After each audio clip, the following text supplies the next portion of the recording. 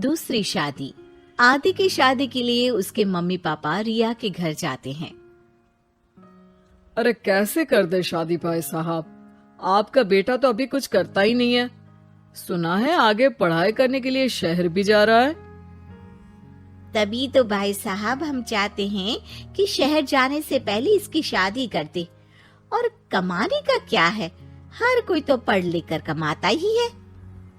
हाँ हाँ, और गांव का सबसे बड़ा मकान और समृद्ध परिवार से है आदि।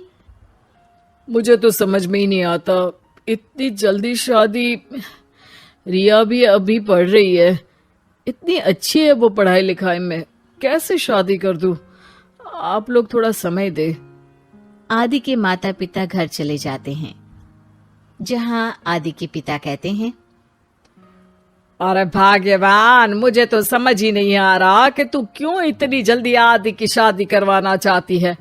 पढ़ लिख कर कमाई धमाई करने लायक हो जाए तो फिर कर देना शादी। अरे आप चुप रहिए। रिया जैसी लड़कियों के लिए शादी के रिश्तों की कमी है क्या? इतनी सुंदर, संस्कारी, पढ़ी लिखी और अच्छी परवरिश वाली लड़की है वो। मैं तो छोड़ ही नहीं सकती ये रिश्ता किसी भी कीमत में। बता दे रही हूँ, रिया की शादी आदि से ना कराई ना तो मैं जहर खाकर जान दे दूंगी। पूरे गांव में नाम है उन लोगों का, नौकर चाकर कितने लगे हैं उनके घर में। अरे मेरी बेटी तो राज करेगी, राज। और इस तरह ना चाहते हुए भी रिया की शादी आदि से हो जाती है। अरे बेटी, ये ले तेरी किताबें, पढ़ाई बिल्कुल ना छोड़ना। तू तो मेरी गर्व करने वाली बहू है, बड़ा नाम है तेरा गांव में। हाँ, आखिर पसंद किसने किया है रिया को आदि के लिए? आदि को गांव की रिया इतनी पसंद नहीं होती है।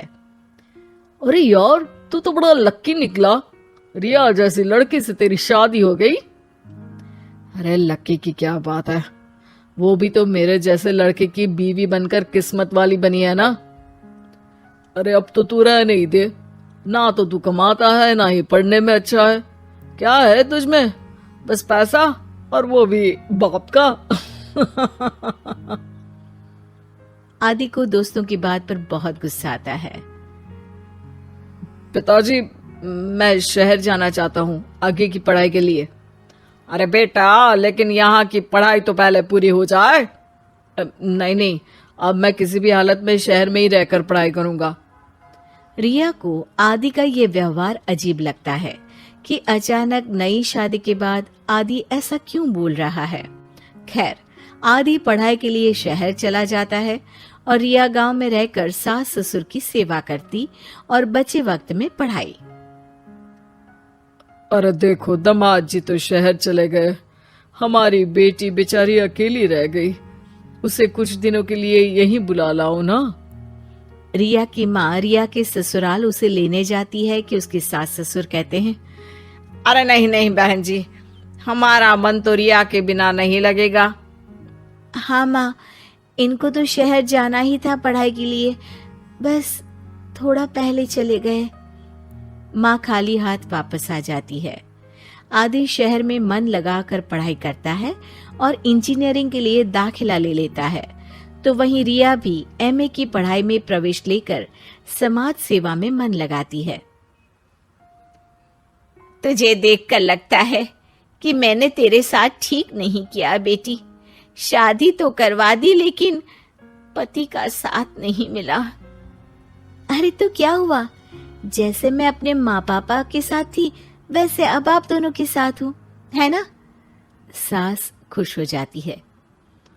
अरे सुनो, बहू आदि लौट रहा है शहर से, वो कल आ जाएगा, तुम लोग तैयारी कर लो। रिया ये सुनकर खुश हो जाती है।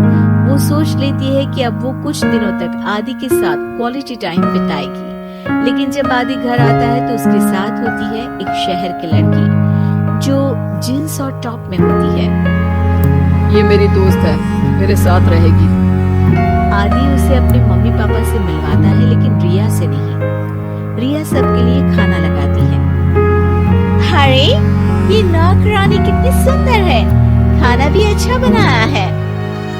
अरे नहीं नहीं, ये नौकरानी नहीं, मेरी बहू यानी आदि की बीवी है। ये सुनकर लड़की शांत हो जाती है और आदि की तरफ देखने लगती है, फिर वहां से चली जाती है। अरे माँ, क्या जरूरत थी घर की कहानी बताने की? देखा, अब वो बुरा मान गई ना। वैसे भी मैं आप लोगों को बता देता हूँ, मुझे रिया के साथ नहीं रहना। मैं शिवानी से प्यार करता हूँ और उसी से शादी करूंगा। मैं रिया को छोड़ रहा हूँ।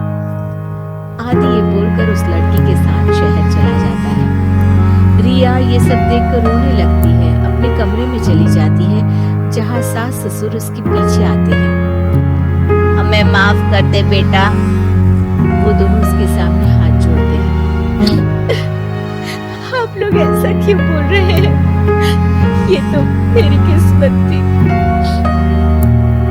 पर अब मैंने सोचा है कि मैं भी आगे पढ़ाई करके आगे बढ़ूंगी। रिया पढ़ाई लिखाई करके पूरे जिले की कलेक्टर बनती है। आदि उसे छोड़कर शिवानी से शहर में ही शादी कर लेता है। फिर एक दिन रिया के ससुराल में। अरे बेटी रिया, तुझसे मिलने कोई आया है। कौन है माँ? हमें आपकी बहू के बारे में सब पता है। मैं आप लोगों से अपने बेटे के लिए आपकी बहू का हाथ मांगने आई हूँ। रिया के सास ससुर और माता पिता ने मिलकर ये फैसला किया था कि वो रिया की शादी करवा देंगे। पूरे जिले में नाम कमा चुकी रिया की शादी उससे भी बड़े ओहदे के सिर से हो रही होती है कि शादी वाले दिन आदि भी वहां आ जाता है। अरे माँ, ये क्या हो रहा है? तेरी हिम्मत कैसे हुई घर में घुसने की? पूरे गांव में हम लोगों की नाक कटा अकेला छोड़ गया था एक लड़की के लिए। अब क्या लेने आया है?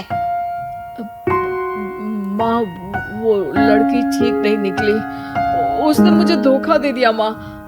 मैं रिया की कीमत समझ चुका हूँ। अरे इतने बड़े जिले की कलेक्टर है वो। मैं यहाँ नहीं था, फिर भी उसने आप लोगों का पूरा ध्यान रखा। बहुत लेट हो चुका है बेटा। रिया आज अपनी नई जिंदगी की शुरुआत करने जा रही है। अब उसे भी जीने का हक है। वो तेरी सुविधा से जिंदगी नहीं जी सकती। तूने तो हीरा खो दिया बेटा।